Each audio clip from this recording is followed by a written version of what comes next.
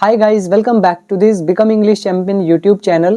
My name is अंकुश और आज हम रीड कर रहे हैं द हिंदू एडिटोरियल और इसके थ्रू इम्प्रूव करेंगे अपनी इंग्लिश ग्रामर को, वोकेबलरी को और साथ ही साथ हमारे करंट अफेयर के टॉपिक्स भी यहाँ पे कवर होंगे।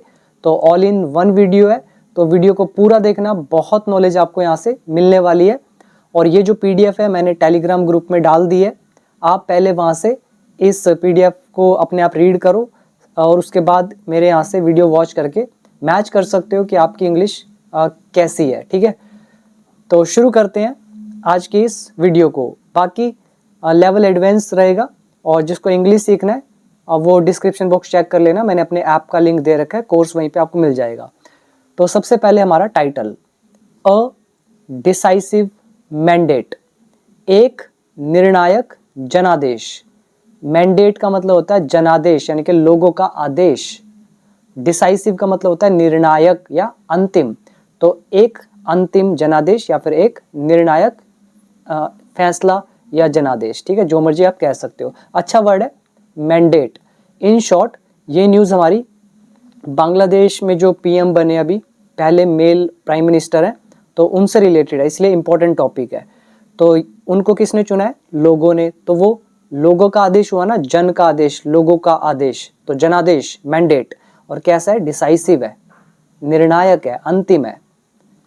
आगे लिखा है ऑन तारिक रहमान, तारिक रहमान पर द BNP, तो इस चीज पर, ये BNP क्या है? ये है Bangladesh nationalist party. The Bangladesh result, तो इस चीज पर है ये हमारा एडिटोरियल। इसके नीचे हमारा सब title, India and Bangladesh have an opportunity, तो भारत और बांग्लादेश के पास एक अवसर है। ये subject, have is linking verb या helping verb, opportunity is noun, ये पोजेशन का लेसन। तो इन दोनों के पास एक अवसर है टू रिसेट टाइज, संबंधों को दोबारा से शुरू करने का। टाइज मतलब संबंध, रिसेट आप जानते हो, फोन में आप रिसेट करते ही रहते हो, तो दोबारा से जो संबंध है उनको स्थापित करने का, शुरू करने का एक अवसर है। विद द डिफीट ऑफ जमात, जमात की हार के साथ। तो जमात कोई होगा, व्यक्ति या कुछ होगा, मुझे नहीं पता, ठीक है। तो ये हारा है, इसलिए इसकी हार के साथ तो अब एक नया अवसर है, ठीक है, इन दोनों के पास।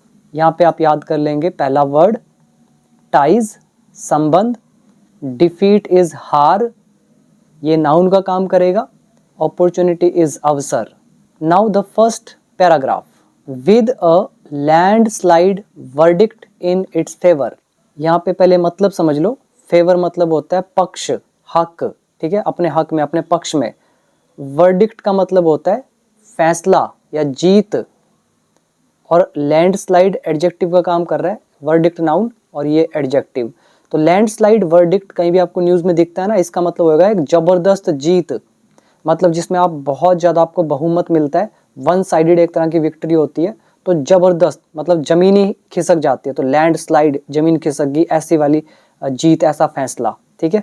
तो कह रहे हैं एक जबरदस्त जीत अपने पक्ष में, तो इस चीज़ के साथ या अपने पक्ष में एक जबरदस्त जीत के साथ the Bangladesh nationalist party BNP जो है, इज सेट, ये तैयार है, टू फॉर्म, बनाने के लिए, द गवर्नमेंट, सरकार को, इन ढाका, ढाका में।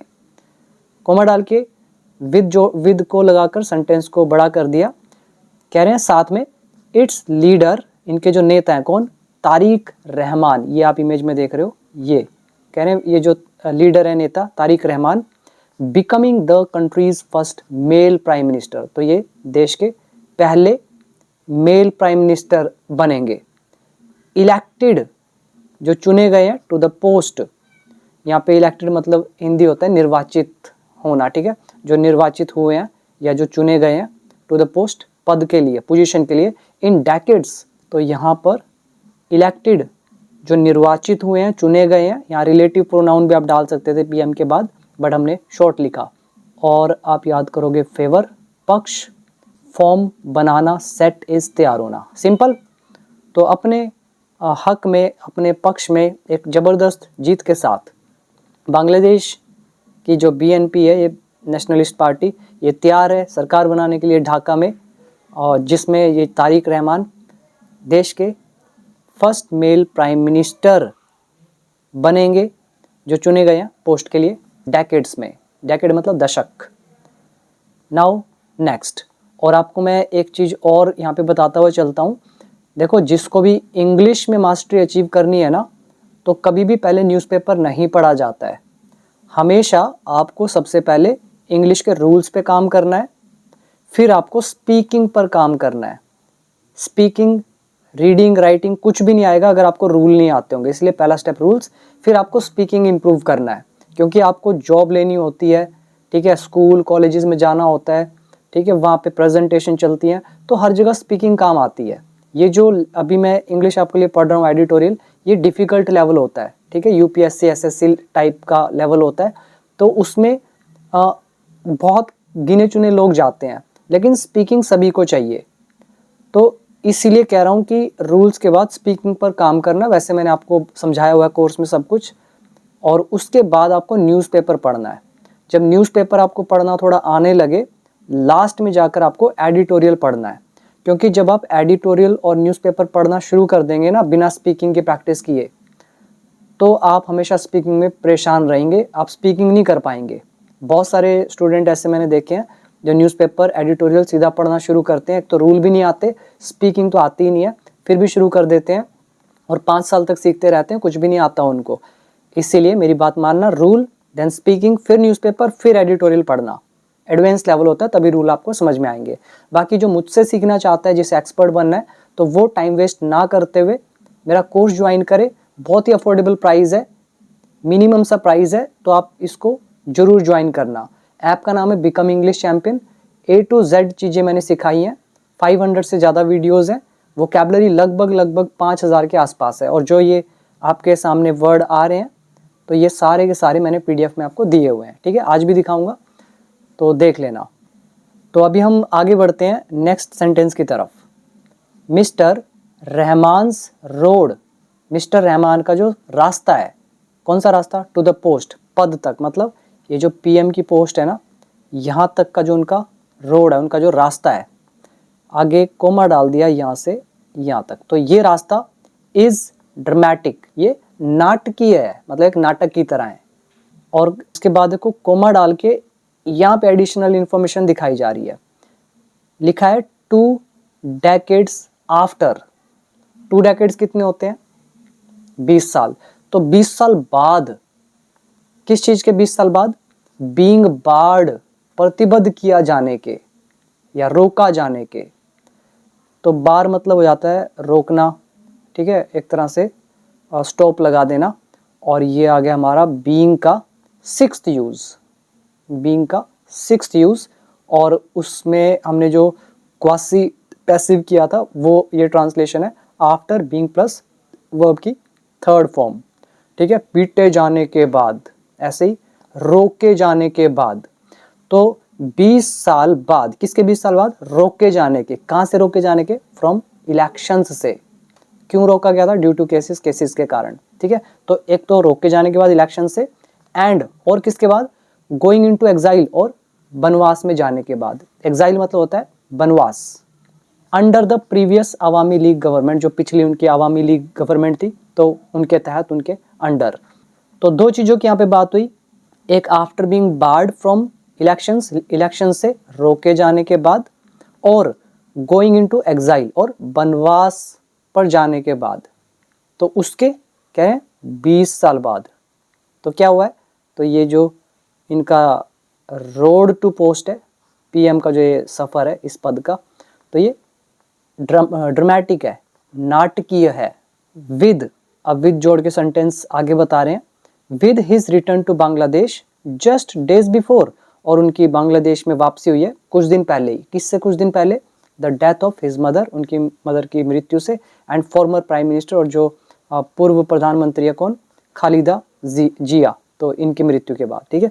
तो उनकी मदर और ये जो पूर्व PM है खालिदा जिया, तो इनकी डेथ हुई है, तो उसके कुछ ही दिन पहले तो ये बांग्लादेश वापस आए हैं, ठीक है। तो ये हमारा पूरा सेंटेंस। इसमें Rahman's road to the post, subject, is helping verb, dramatic is an adjective, तो नाउन एडजेक्टिव का लेसन।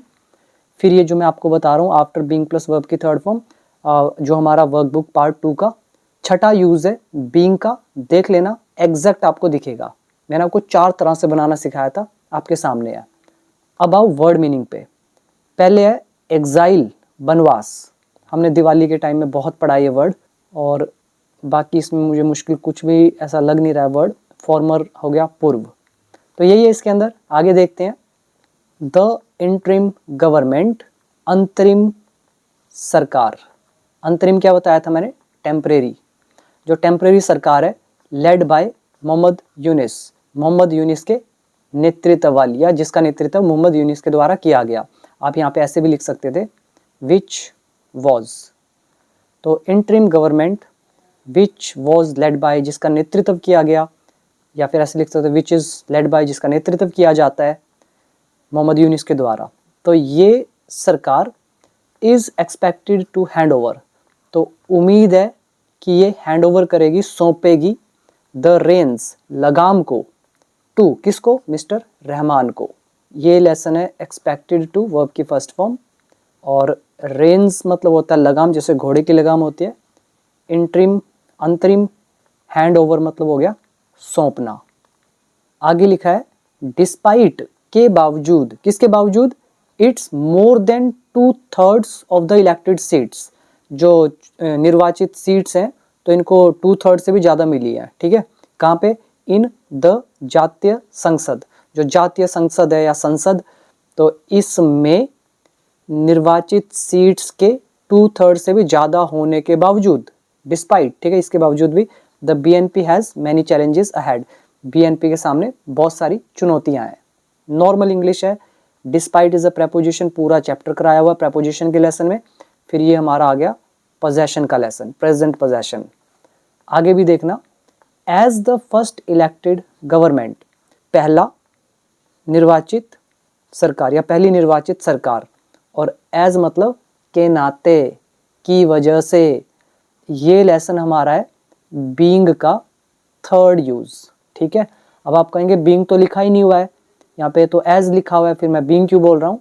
तो बीइंग का मेरा थर्ड यूज देख लेना, आपको समझ में आ जाएगा। एज भी कराया था, बीइंग भी कराए थे, दोनों कराए थे विद सो मेनी एग्जांपल्स। तो एज, तो कह रहे हैं पहली निर्वाचित सरकार होने के नाते, होने की वजह से।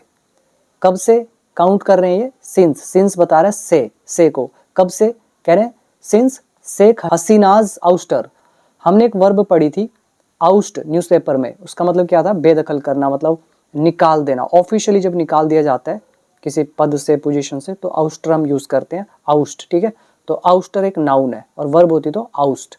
तो जो शेख हसीना का जो निकाला जाना है अगस्त 2024 में, तो कह रहे हैं उस समय से पहली निर्वाचित सरकार होने के नाते, होने की वजह से, the first order of business will be, पहला काम होगा, to restore old political institutions, जो पुराने राजनीतिक इंस्टीट्यूशंस हैं, संस्थान हैं, तो इनको बहाल करना, रिस्टोर करना मतलब दोबारा से स्थापित करना, इस्टेब्लिश करना। और क्या होगा इनका पहला काम? एंड इफेक्ट, और लागू करना या कार्यान्वित करना। ये जो इफेक्ट है ना, ये हमारा एडजेक्टिव नहीं है, ये हमारा वर्ब का काम करेगा। एक अफेक्ट भी होता है,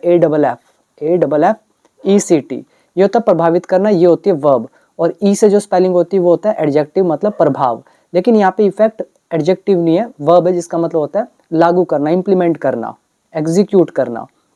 तो पहला काम क्या होगा? एक तो बहाल करना जो भी बंद पड़े हुए हैं पॉलिटिकल इंस्टीट्यूशंस पुराने उनको, और दूसरा लागू करना। किस चीज़ को लागू करना है? किस चीज़ को कार्यान्वित करना है? A political reconciliation. तो यहाँ पे पढ़ो, ये जो रिकन्सिलेशन है इसका मतलब है सुलह, विचार विमर्श। और राजनीतिक जो विचार विमर्श है, राजनीतिक जो सुलह है, तो उसको लागू करना।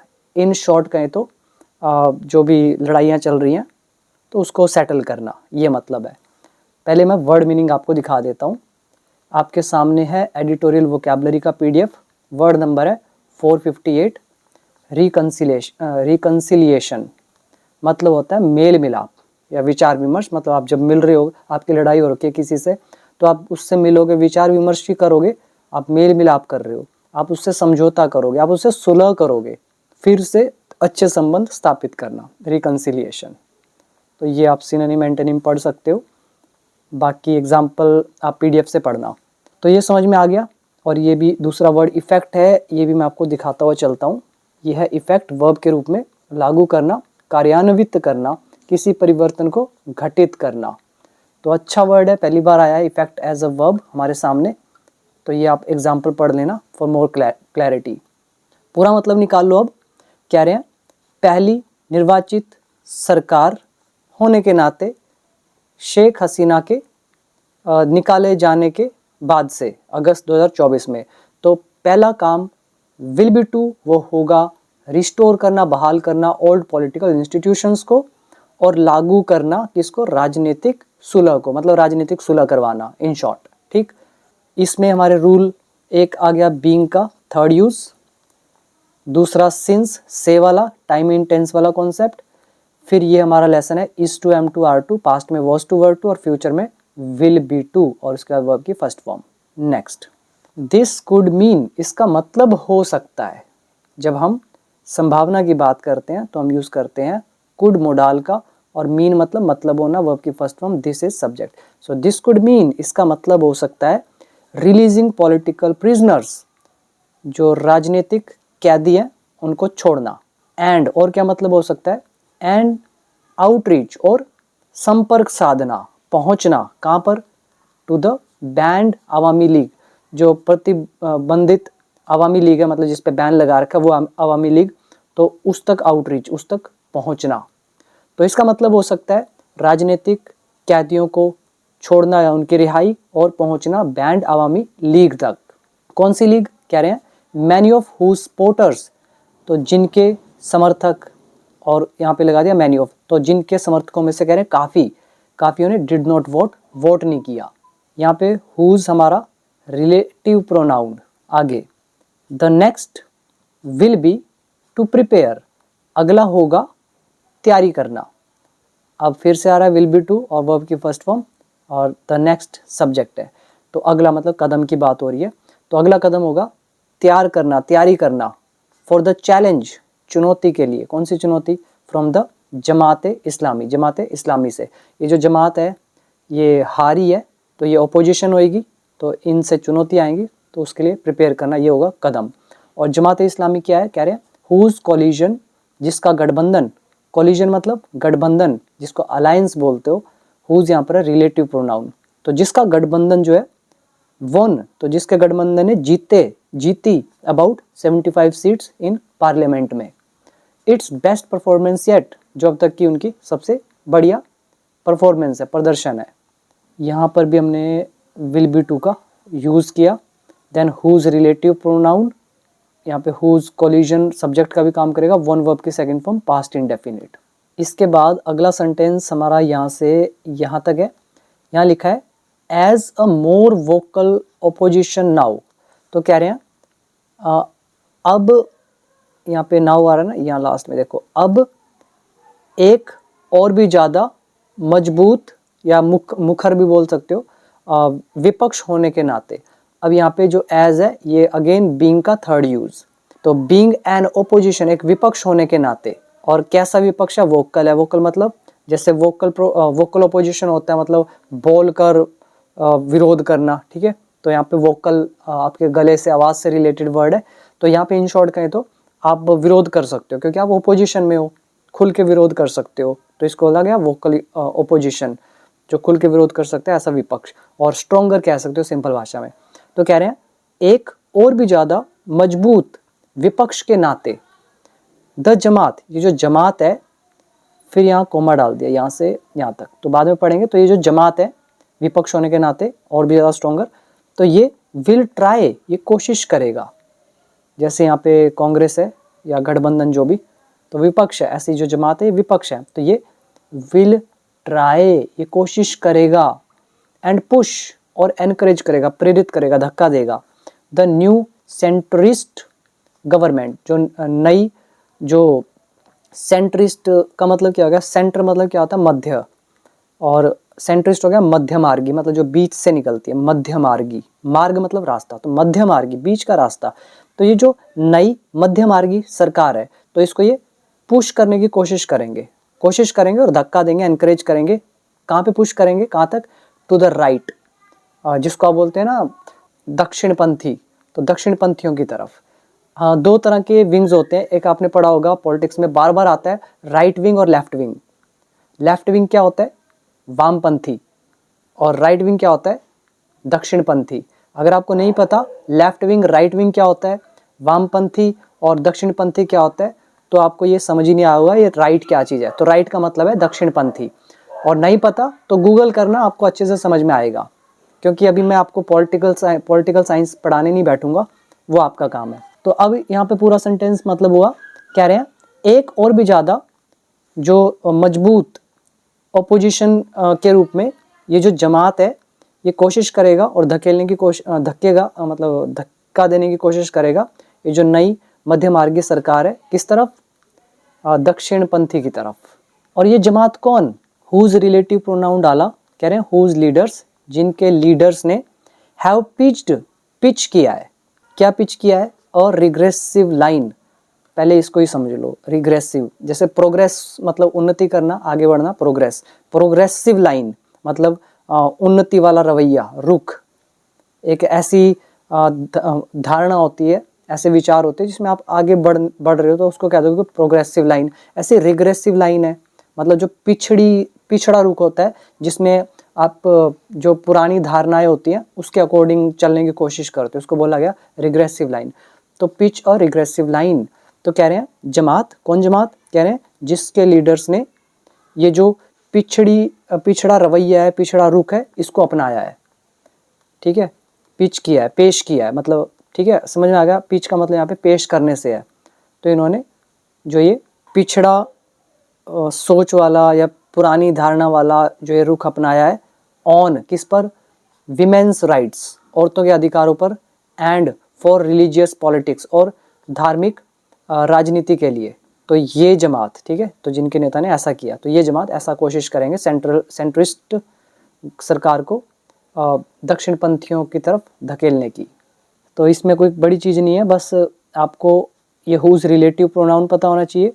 देन हैव आ गया वर्ब की फर्स्ट फॉर्म, थर्ड फॉर्म आ गया पिच्ड, और देन जमात सब्जेक्ट हो गया, then will try future indefinite. Next, voters have also emphatically supported, जो मतदाता हैं, हैव सपोर्टेड, इन्होंने सपोर्ट किया है। एम्पैथेटिकली मतलब जोर देते हुए, तो जोरदार सपोर्ट करना। एम्फेसाइज होता है मतलब एम्फेटिक सेंटेंसेस आपने पढ़े होंगे, तो वहीं से बना एम्पैथेटिकली, ठीक है, सपोर्टेड, तो मतलब जोरदार समर्थन करना। तो वोटर्स ने जोरदार समर्थन करा है किसका, द जुलाई चार्टर रेफरेंडम का। जुलाई चार्टर, ये वर्ड हमने एक बार पहले भी पढ़ा था। चार्टर का मतलब था घोषणा पत्र, और रेफरेंडम का मतलब हो जाता है जो जनादेश कह सकते हो, नहीं जनमत कहोगे, जनादेश नहीं जनमत। जन मतलब लोग, मत, ठीक है, मतलब लोगों का वोट देना। तो रेफरेंडम, अभी मैं आपको दिखा देता हूँ वर्ड। और चार्टर, अब ये सिंगल इन्वर्टेड कॉमास लगे हुए हैं यहाँ पे, अगर ध्यान से नोट करो तो यहाँ पे देखो, ठीक है। तो जुलाई चार्टर यानी कि जुलाई का जो घोषणा पत्र है, तो इसका जनमत। तो हम कहेंगे वोटर्स ने जोरदार सपोर्ट किया है जुलाई घोषणा पत्र जनमत का। अब ये जनमत क्या चीज़ है, दैट रिलेटिव प्रोनाउन लगाकर बता रहे हैं, दैट कॉल्स फॉर, जो आह्वान करता है, जो मांग करता है। किस चीज़ की मांग करता है, अ केयर टेकर गवर्नमेंट, एक जो केयर टेकर सरकार हो, मतलब अगर कुछ इधर उधर परेशानी हो जाए तो संभाल ले, कोई ऐसी सरकार, टेम्परेरी सरकार होनी चाहिए, पीछे बैकअप होना चाहिए, बैकअप गवर्नमेंट। तो इस चीज़ का आह्वान करता है। रिफॉर्म्स, सुधारों का आह्वान करता है। कौन से सुधार, that could shift the powers of the PM, जो प्रधानमंत्री की पावर को शिफ्ट कर सकते हैं। तो ऐसे संशोधन, ऐसे बदलाव। एंड, और किस चीज़ का आह्वान करता है, an upper house in parliament, की पार्लियामेंट में, संसद में एक और अपर हाउस होना चाहिए, विद प्रोपोर्शनल रिप्रेजेंटेशन, जो अनुपातीय जो प्रतिनिधित्व है इसके साथ। रिप्रेजेंटेशन मतलब प्रतिनिधि, रिप्रेजेंट करते हो आप अपने देश को जब खेलने जाते हो बाहर, ऐसे ही रिप्रेजेंटेशन प्रतिनिधित्व।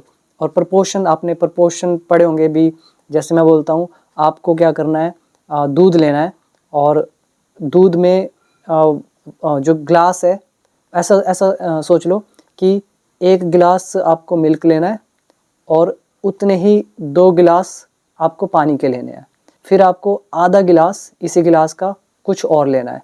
तो ये मैं प्रपोर्शन तय कर रहा हूँ। ऐसे ही जो ये पार्लियामेंट है, इसका जो अपर हाउस है, तो इसमें एक प्रपोर्शन, एक मात्रा के हिसाब से प्रतिनिधित्व होना चाहिए कि भाई इसमें इतने आदमी होंगे, इतने औरत होंगे, इतने एमपी होंगे, इतने वो, इस तरह से, ठीक है। उसको बोला गया प्रोपोर्शनल रिप्रेजेंटेशन।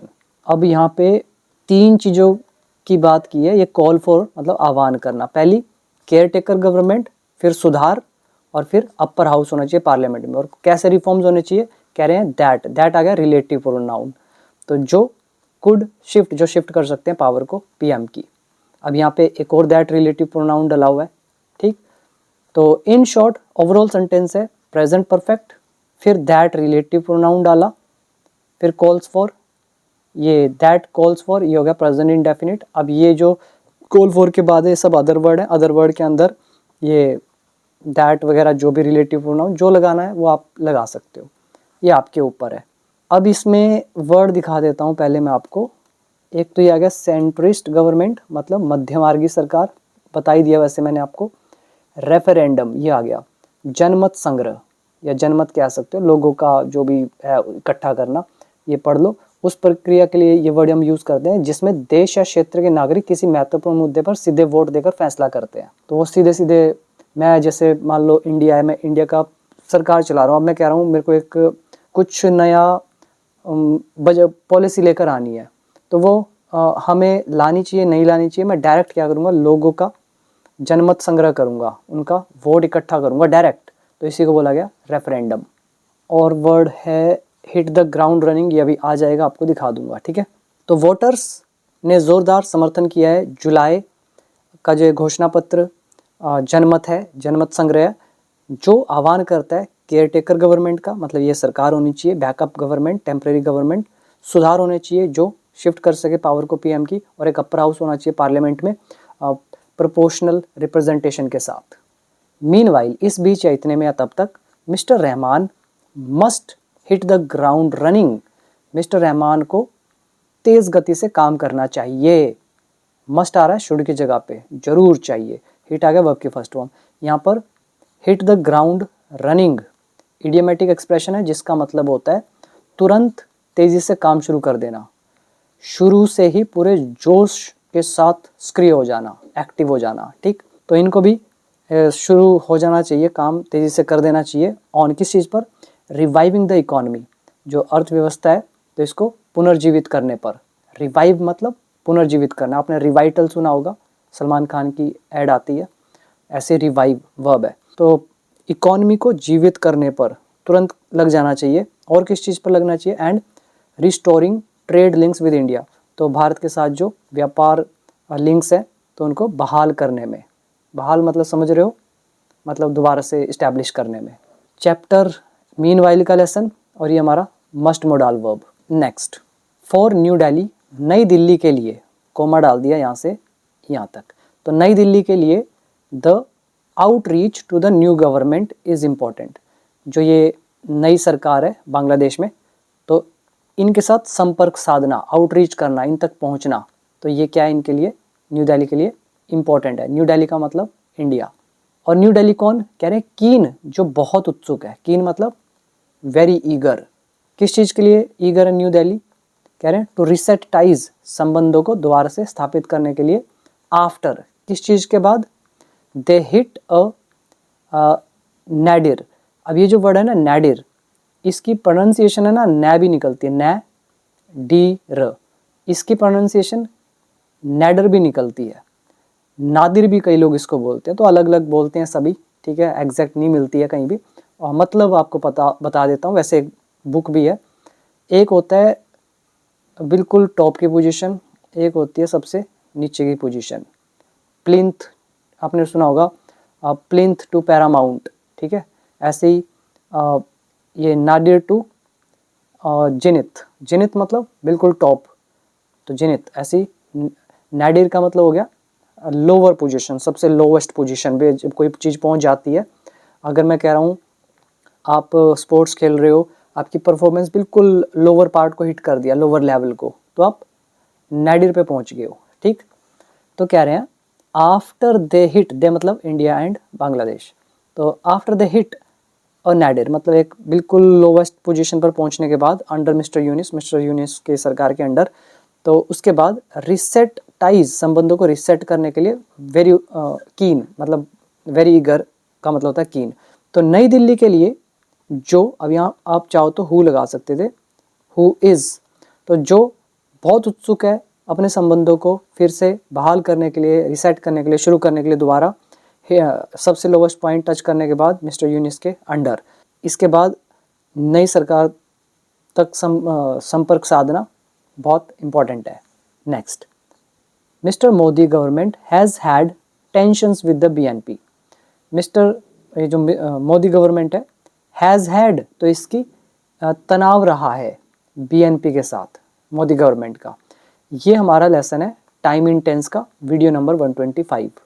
तो मोदी सरकार का बीएनपी के साथ टेंशंस रहा है, तनाव रहा है, एज, क्योंकि इट रिड्यूस्ड इंगेजमेंट, क्योंकि इन्होंने संपर्क जो था वो कम कर दिया विद ऑपोजिशन, विपक्ष के साथ, इन बांग्लादेश में, ड्यूरिंग, कब कह रहे हैं, ड्यूरिंग मिस हसीनाज टेन्योर, मिस हसीना के कार्यकाल में या उसके दौरान। टेन्योर मतलब होता है कार्यकाल और ड्यूरिंग इस के दौरान। ये तो आई थिंक नॉर्मल इंग्लिश है। एज के 4 मतलब मैंने आपको कई बार बताए हैं। अब यहाँ पे पहला रूल आ गया टाइम इन टेंस, वीडियो 125। दूसरा हमारा ये 250 के आसपास है, बिकॉज वाला देखना, 4 यूज़ बताए हुए हैं, उसमें से एज आपके सामने है, और इट रिड्यूस्ड पास्ट इंडेफिनिट, ठीक है। अब मतलब निकालो, मोदी सरकार का बीएनपी के साथ तनाव रहा है क्योंकि इसने कम कर दिया था संपर्क को ऑपोजिशन के साथ बांग्लादेश में मिस हसीना के कार्यकाल के दौरान। It must also take back the space, तो इसको वापस लेना चाहिए स्पेस को, जगह को। कौन सा स्पेस? सीडेड टू, जो सौंपा गया पाकिस्तान को, यूएस को एंड चाइना को। कह रहे हैं which have each forced new relations, तो विच यहाँ पर हमने चाइना, यूएस, पाकिस्तान के लिए यूज़ किया है, which is a relative pronoun, और ईच मतलब ये सारे सारे, प्रत्येक, और विच यहाँ प्लूरल हो गया तो हमने लगा दिया हैव, और फोर्स्ड आ गया वर्ब की थर्ड फॉर्म, विच यहाँ सब्जेक्ट का भी काम करेगा, ठीक। तो कह रहे हैं it must also take back the space, इसको अपनी जगह जरूर लेनी चाहिए। कौन सी जगह? सीडेड टू, जो सौंपी थी, किसको? पाकिस्तान को, इन सबको। Which have each forced new relations, जिन्होंने नए संबंध स्थापित किए हैं, फोर्ज किए हैं विद बांग्लादेश के साथ। कब से? सिंस लगा के बता रहे हैं, मिस हसीनास आउस्टर, मिस हसीना के बेदखल होने के बाद। यहाँ पर अच्छे वर्ड हैं, एक तो आ गया सीड टू, ये मैं आपको दिखाता हुआ चलता हूँ, ये आप पढ़ लेना। हिट द ग्राउंड रनिंग, ये मैंने आपको बताया था अभी। मैंडेट हमारा पहला वर्ड आया था, जनादेश, आधिकारिक आदेश, सत्ता देने की औपचारिक अनुमति। अभी वाला वर्ड है सीड टू, मतलब होता है सौंप देना, त्याग देना, झुक जाना। वीडियो को पॉज करके ये पढ़ सकते हो सारे। अगला वर्ड है ये फौज, मतलब होता है गढ़ना, तैयार करना, मजबूत बनाना, स्थापित करना। या आप उनके साथ भी यूज़ कर सकते हो, जैसे कोई जालसाजी करता है ना, जैसे डॉक्यूमेंट बना देता है, फोर्ज्ड डॉक्यूमेंट्स, तो वहाँ भी यूज़ होता है। तो समझ जाना, मतलब कोई अपनी तरफ से कुछ ना कुछ तैयार कर देता है, चाहे नकली हो, कैसा भी हो, ठीक। तो ये आपके सामने है। अब यहाँ पे देख सकते हो ये वर्ड, यहाँ पे फोर्स्ड न्यू रिलेशन, नए रिश्ते स्थापित करना, which is a relative pronoun. आगे देखते हैं, थोड़ा सा और रह गया। परहैप्स, शायद, मोर देन, कह रहे हैं से ज़्यादा, किससे ज़्यादा? कह रहे हैं शायद इनसे ज़्यादा, किनसे? बायलेटरल रिलेशंस, जो द्विपक्षीय रिश्ते हैं, मतलब दो देशों के, दो ग्रुप्स के बीच में जो संबंध है। रप्चर्ड ट्रेड एंड कनेक्टिविटी, जो टूटे हुए व्यापार हैं। रप्चर्ड मतलब जिसमें दरार आ रखी है, तो ऐसा व्यापार, और जो कनेक्टिविटी है, संबंध, मतलब ये ट्रेड में भी दरार आ रखी है, संबंध में भी दरार आ रखी है। फिर लिखा सिक्योरिटी एंड स्पोर्टिंग टाइज, और जो सुरक्षा और जो खेल वाले संबंध है, तो इन सबसे ज़्यादा पहला बोला ये जो द्विपक्षीय रिश्ते हैं, फिर जो ये टूटे हुए व्यापार और जो ये संबंध है, फिर ये जो सुरक्षा और स्पोर्टिंग टाइज हैं, तो ये तीन चीज़ें। तो कह रहे हैं शायद मोर देन दीज थ्री, ठीक है, शायद इन तीनों से ज़्यादा new Delhi and Dhaka must repair, तो इन दोनों को रिपेयर करना चाहिए। किसको करना चाहिए? द फ्रेड टाइज, जो ये टूटे हुए रिश्ते हैं बिटवीन देयर पीपल, उनके लोगों के बीच में। तो वो कह रहे हैं बायलैटरल रिलेशन ठीक करो ना करो कोई फ़र्क नहीं पड़ता, सिक्योरिटी स्पोर्टिंग टाइज, तो ये बाद की बातें हैं। कह रहे हैं पहले लोगों के बीच जो ये फ्रेड टाइज हैं, तो इनको ठीक करो। अब ये वर्ड ना फ्रेड एडजेक्टिव का काम करेगा। मैं ये वर्ड भी आपको दिखाता हूँ। जैसे धागा होता है, धागा देखा आपने, साइड से निकल सा जाता है, उधड़ जाता है, कपड़े उधड़ जाते हैं, धागा उधड़ जाता है, तो ऐसा यूज़ करते हैं हम। यहाँ पे देखो उधड़ा हुआ, घिसा हुआ, तनावग्रस्त हो जाना। यहाँ पे भी आप पढ़ सकते हो, यहाँ पे धैर्य में कमज़ोर पड़ने के लिए, या फिर किसी चीज़ के किनारों या किनारों के टूटने उधड़ने, या रिश्ते और धैर्य के कमज़ोर पड़ने, तो उसके लिए यूज़ करते हैं फ्रेड। एग्ज़ाम्पल आपके सामने है, ये आप पढ़ सकते हैं। तो मतलब हुआ बायलैटरल रिलेशंस, द्विपक्षीय रिश्ते, व्यापार और जो संबंध है टूटे हुए, जो सिक्योरिटी एंड सपोर्टिंग संबंध है, तो इनसे कहीं ज़्यादा कह रहे हैं इनको रिपेयर करना चाहिए, टूटे हुए रिश्तों को लोगों के बीच में। आगे लिखा है इन बांग्लादेश में सिक्योरिंग इंडियाज़ मिशंस, भारत के मिशंस को सुरक्षित रखना, एंड और एंश्योरिंग और सुनिश्चित करना, किसको? द सेफ्टी ऑफ माइनॉरिटीज़, अल्पसंख्यकों की सुरक्षा को, तो इसको सुनिश्चित करना। तो ये दो चीज़ें विल बी असेंशियल, ये अति आवश्यक होंगी। ये हमारा लेसन है सब्जेक्ट एज अ जेरेंड। यहाँ पे एंश्योरिंग और ये सिक्योरिंग, सिक्योर सुरक्षित रखना, एंश्योर सुनिश्चित करना, एंड से जोड़ा गया है, तो सब्जेक्ट एज अ जेरेंड, तो ये दोनों हमारे सब्जेक्ट हैं। Will is helping verb, be is होना, तो ये अति आवश्यक होंगे। फॉर इंडिया, भारत के लिए, इट इज़ नेसेसरी, ये आवश्यक है, to dial down the domestic rhetoric, जो रेट्रिक है, रेट्रिक आप मुझे बताएंगे, मैंने पिछले एडिटोरियल में बताया था आपको। तो घरेलू रेट्रिक जो है, ब से है, हिंदी में आपको बता देता हूँ, ब, ठीक, इतना बता सकता हूँ, पिछले वीडियो में आपको बताया ये वर्ड। और डायल डाउन मतलब होता है कम करना।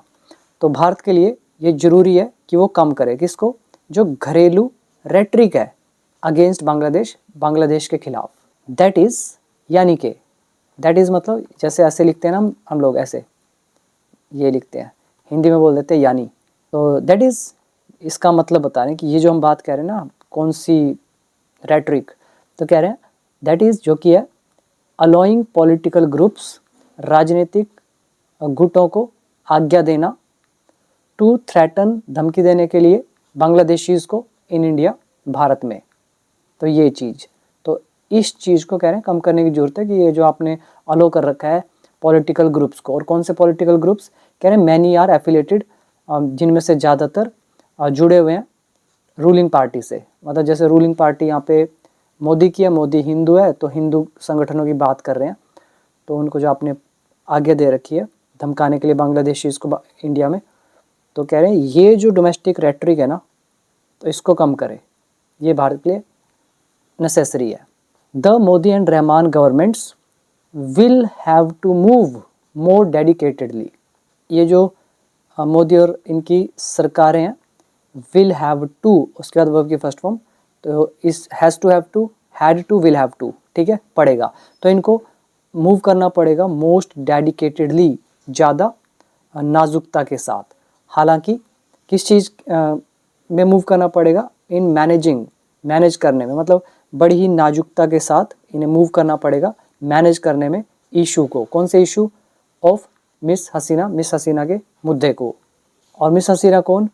Who remains a wanted fugitive, जो बनी हुई है वांछित भगोड़ी, भगोड़ा कहते हैं वैसे, फ्यूजिटिव हम भगोड़ी कह देते हैं, क्या फ़र्क पड़ता है? फ्यूजिटिव भगोड़ा, वांटेड इज वांछित, रिमेन इज बने हुए होना, who is relative pronoun, who यहाँ सब्जेक्ट का भी काम करेगा, एंड रिमेन बता रहा प्रेजेंट इंडेफिनिट, तो मोदी और रहमान सरकार को मूव करना पड़ेगा बड़ी ही नाजुकता के साथ, हालांकि मैनेज करने में मुद्दे को मिस हसीना के, जो कि बनी हुई है एक वांछित भगोड़ी ढाका में, एंड और एन ऑनर्ड गेस्ट, और एक सम्मानित गेस्ट बनी हुई है। तो दो चीज़ बनी हुई है, ढाका में तो ये भगोड़ी बनी हुई है और भारत में ये सम्मानित गेस्ट बनी हुई है दिल्ली में, ठीक है। तो इनको ऐसे मैनेज करने में ऐसा करना पड़ेगा। इफ़ अगर दे आर इंटेंट, अगर वे उत्सुक हैं, अगर उनका इरादा है किस चीज़ का, on a fresh start in ties, संबंधों में फ्रेश स्टार्ट करने का। तो ये था हमारा आज का एक शानदार सा एडिटोरियल। और बाकी जिससे भी एक्सपर्ट बनना है ना, तो मेरी बात याद रखना, रूल्स पहले मास्टर कर लो, फिर जब मैं पढ़ता हूँ तो आपको एक एक चीज़ समझ में आएगी कि मैं क्या बोल रहा हूँ, नहीं तो आपके ऊपर से निकलेगा। तो ऐप का नाम है बिकम इंग्लिश चैम्पियन, तो देख लेना, बाकी डिटेल आपके सामने है। आज के लिए इतना ही, थैंक यू सो मच।